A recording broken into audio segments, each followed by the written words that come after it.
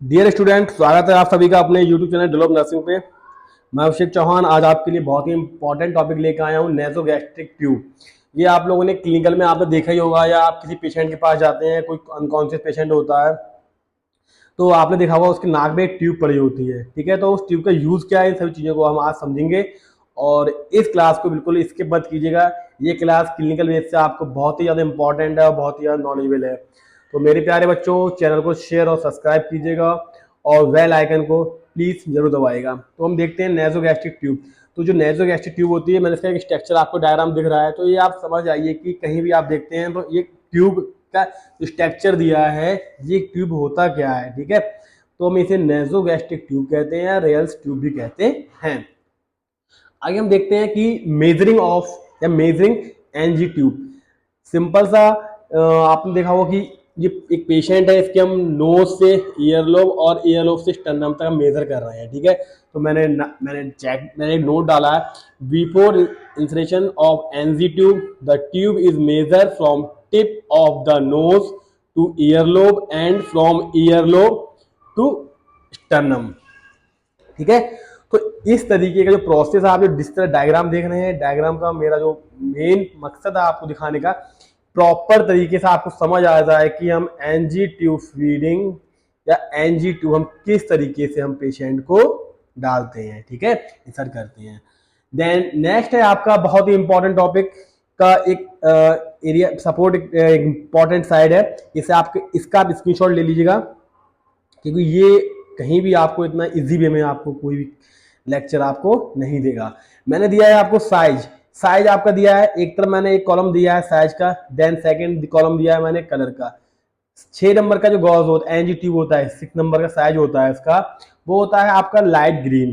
ठीक है, 8 नंबर का साइज ब्लू, 10 का ब्लैक, 12 का व्हाइट, 14 का ग्रीन, 16 का ऑरेंज, 18 का रेड, 20 का येलो और 22 का वाइल्ड एंड 24 का लाइट ब्लू।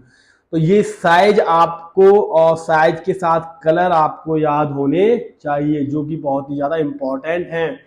अब इससे भी ज्यादा इंपॉर्टेंट आपकी जो नेक्स्ट स्लाइड है वो देखिएगा, size of NG tube according to age. ठीक है, तो अकॉर्डिंग टू एज जो फ्रेंच में होती है, ठीक है, फ्रेंच फ्रेंच 0 से 6 मंथ की जो एज है, उसमें 8 to 10 फ्रेंच की जो आपका एनजी ट्यूब होता है उसे इंसर्ट किया जाता है। एक साल में 10 फ्रेंच का, 2 साइड में आपका 10, 3 ईयर में 10 to 12, 5 ईयर में 12, 6 में 12, 8 में 14 और आपका 20 में 14 से 16 एंड अडल्ट फीमेल में 16 और अडल्ट मेल में 18। तो एज वाइज आपको मैंने इसके साइज मैंने आपको जो दिखाए हैं, ये आप नोट करिएगा, बहुत ही इंपॉर्टेंट है।